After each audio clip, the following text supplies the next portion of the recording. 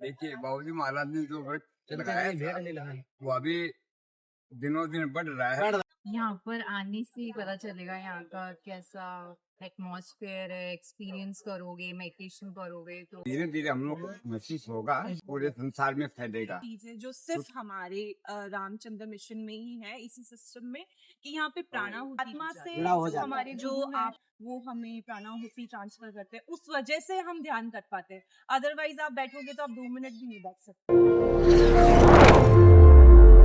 Ramchandra mission आश्रम में जो हमने तमाम अभ्यासियों से बात की है, और हमारे साथ में वो लोग खड़े हैं जो बुद्धिजीवी हैं, जो भौतिकवाद में लोग डूबे रहते हैं, लेकिन जब अध्यात्म में आते हैं तो किसी आनंद की अनुभूति करते हैं।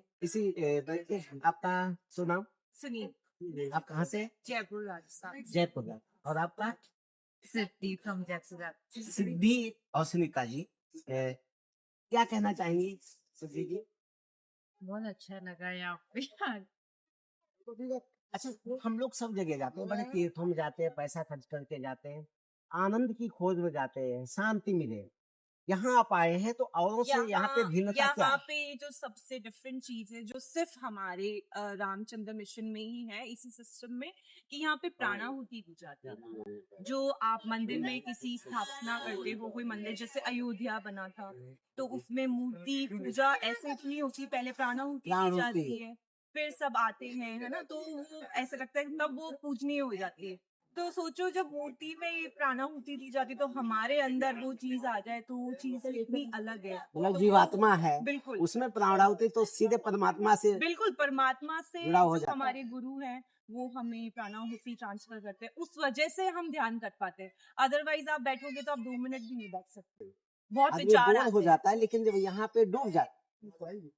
अच्छा, जो ध्यान लोगों में नहीं रहता, भटकाव रहता है, यहाँ आने के बाद जब इस हम सीटिंग देते हैं तो जो अनुभूति है उसको थोड़ा अब बाहर की दुनिया में तो वैसे आप मतलब अगर आप फर्स्ट टाइम आ रहे हो यहाँ पे, तो आप आओगे तो मतलब आपने चाहे सिटिंग ना भी ली हो, तो आप पहली बार ही आपको बहुत हल्का फील होगा यहाँ पे आने ना, बहुत हल्का। फिर आप सिटिंग लोगे तो धीरे धीरे आपके अंदर सारी क्लीनिंग होगी, जो भी बाहर के विचार है, सारा डिस्ट्रैक्शन धीरे धीरे दूर होगा।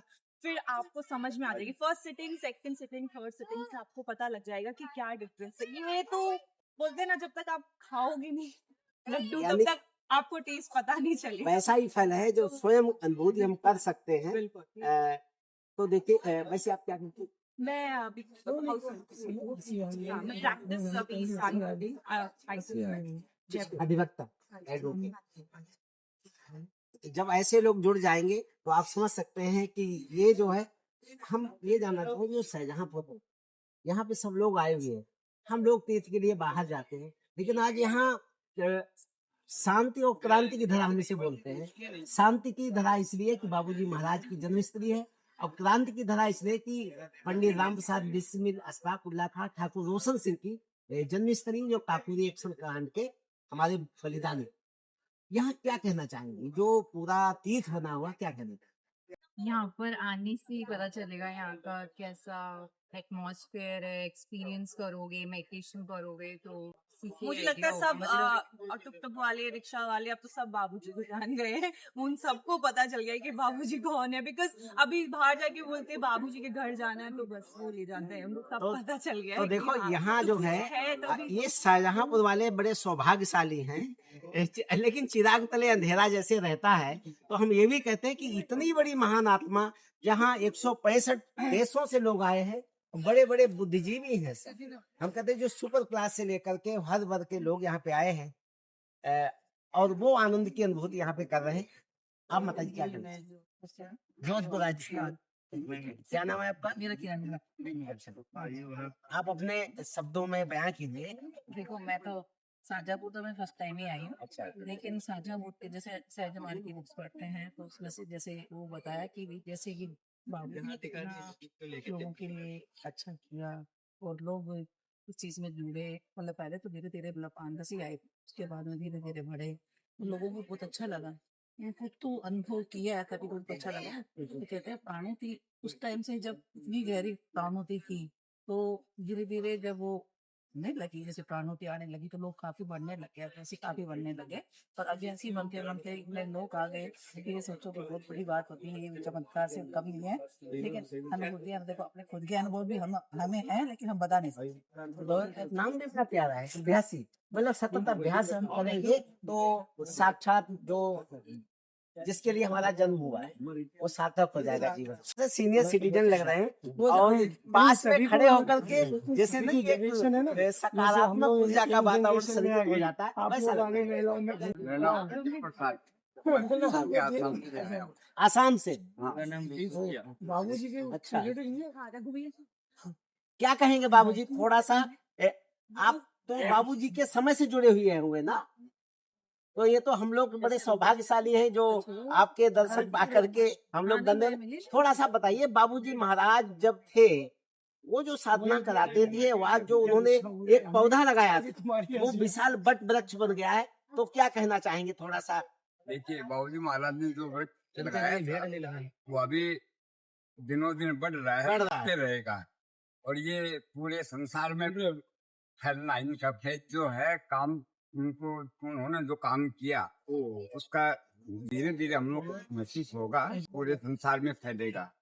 क्योंकि 1944 में जब दादाजी महाराज ने उनको आदेश दिया था कि अब इस चीज को आगे फैला दो, तो मैंने बाबूजी से पूछा था, मैंने कहा आपने क्या काम किया? तो बोले देखो भाई, हमारा जब कोर्ट का छुट्टी हुआ तो हम घर से 5 दिन की रोटियां बनवा करके लेके गए थे। अच्छा, 5 दिन की। हाँ, और ट्रेन में जो है हमको पखाने के पास जगह मिलती थी, अच्छा, क्योंकि सीट में बैठे कोई आप आए हाँ, हाँ, सड़के सड़के तो हम तो वहां जाके बैठ जाते थे। हाँ, फिर मैंने कहा आपका कोई जान पहचान नहीं था, आपने वहां जाके क्या काम किया? बोले कि हम अपना पूरा वायुमंडल में हम अपना काम करते थे। फिर मैंने उनसे पूछा कि साहब रात को तो आपको रुकना था, तो वहाँ तो कोई जान पहचान कुछ नहीं थी, तो आप फिर रात को कैसे रुके, कहाँ रुके? तब बोले कि शाम का टाइम में हमने लगा कि महाराज से कहा अब रात को रुकना है, किधर जाऊं? तो वो हमको ग्रीन सिग्नल देते चले गए। जैसे अभी मान लीजिए सड़क जा रही, इधर मुड़ी, एक से इधर मुड़ी, तो हमको ग्रीन सिग्नल होता था इधर मुड़ो। ऐसे हम चलते गए केसी पर दातारी के घर जाके हमको रुका दिया।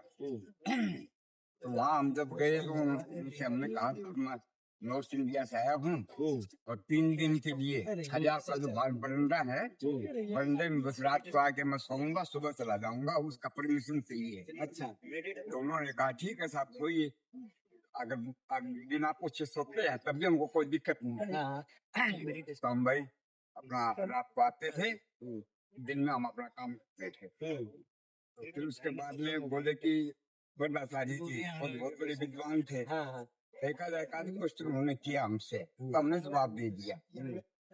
उसके बाद दोबारा फिर हम गए, तो जाके फिर हमने परमिशन मांगा, तो फिर बड़ाचारी जी बोले साहब पिछले बार तो आप बरंडे में ठहरे थे, इस बार आप उस रूम में ठहरना है। अच्छा, और खाना भी हमारे घर में खाना है। अच्छा, तो हमने एक बार तुमको कहा नहीं साहब, बोल नहीं साहब इस साल आपको यहाँ ठहरना, तो वे हमको सुविधा हो गया। तो फिर बड़ाचारी जी बोले हमसे क्वेश्चन करते थे, बार बार चलते तब लास्ट में क्या चौथे साल बड़ाचारी जी हमको 60 पेज का क्वेश्चन लिख के भेजे, हम उनका जवाब देते। 5वें साल जो है बड़ाचारी जी का लेटर आया कि मैं आपके घर आना चाहता हूँ। अच्छा, तो हमने फिर लिखा आप वहाँ से दिल्ली आइए, दिल्ली से लखनऊ में मेरी होती है, शाहजहाँपुर आप उतरिए, फिर वहाँ से राय बहादुर बद्री प्रसाद का घर पूछ लीजिए। तो वो फिर आए, फिर हमारे घर आए। घर आने के बाद में हमने उनको नहाने के लिए पानी उन्होंने सब इंतजाम किया। फिर हमारे सामने जब वो बैठे तो हमारी इच्छा हुई उनको सीटिंग देने की। तो हमने उनसे कहा साहब हम ऐसा ध्यान पूजा करते हैं, आप भी करना चाहें कर सकते हैं। तो बोले ठीक है साहब, तो हमने उनको सीटिंग दिया। जो ही हमने सीटिंग खत्म की वो एकदम रो पड़े। तो बोले हम घबरा गए। तो फिर वो बोले कि नहीं साहब मैं और कुछ दुख के मारे नहीं रोया हूँ, मैं इस दुख के मारे रोया हूँ कि मैंने 5 साल आपको जो टेस्ट करने में जो बिता दिए, वो बात का घुमा दुख दिए। है। उस बात का दुख है हाँ। कि 5 साल पहले आपको एक्सेप्ट कर लेता तो बहुत होता। तब जब हम बोले भाई ये सब मेकअप हो जाएगा, तो उसके बाद तो फिर धीरे-धीरे हो जाता है।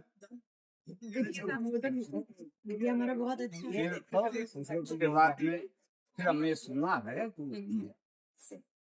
वो दातारी जी बाबूजी पास आते जाते रहते थे। एक बार वो दातारी जी वो बाबूजी बोले वो दातारी जी एक म्यान में 2 तलवार नहीं रह सकते। हाँ, हाँ। अब आप और मैं अब एक कंडीशन में पहुंच गए। हाँ, हाँ। तो अब एक काम करो, मेरे को छुट्टी करो, ये काम आप संभालो। अच्छा। तो वो दातारी बोले साहब ये कैसे? आपको छुट्टी करूँ और मैं संभालूं, मेरी छुट्टी कीजिए। तो बोले कि आप जाना चाहते हैं? बोले हाँ।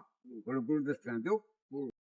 71 में बसंत उत्सव के टाइम में तो जैसे बसंत उत्सव कल अपना शुरू हो रहा है, तो आज हमने देखा बाबूजी बहुत उल्लास से बड़े रोकता वहां पी लिया, फिर ऐसा घूम चले, ऐसा किसी से खास बात नहीं करते, बहुत उल्लास से थे।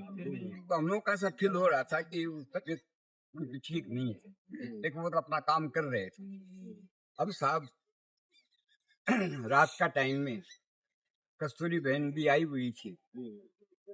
तो जैसे आप लोग 10 आदमी इधर बात कर रहे हैं, इधर 10 आदमी इधर कर रहे हैं, तो कस्तूरी बहन जिस कमरे में थी उसमें हमारे 300 के आगे एक दया भाई पटेल भी थे। तो बातें हो रही थी।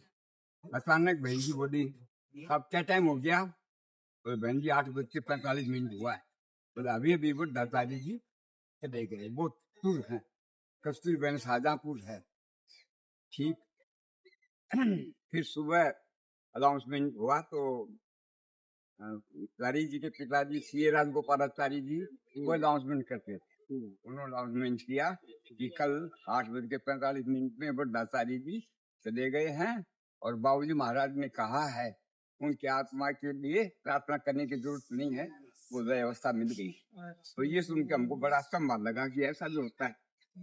तो सब तो देखो कितना बाबूजी ने वो चीज वो प्रसंग बताए जो शायद बहुतों को नहीं पता, और आज हमको तो पहली बार। अच्छा, ये जो आश्रम की यहाँ जो स्थापना हुई थी तब आप थे आप? हाँ।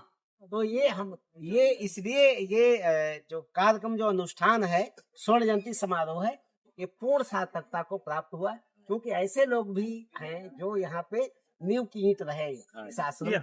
तो देखिए बहुत सभी को बहुत बहुत श्री चरणों में नमन, और हम भी धन्य हो गए आप सबके साथ में।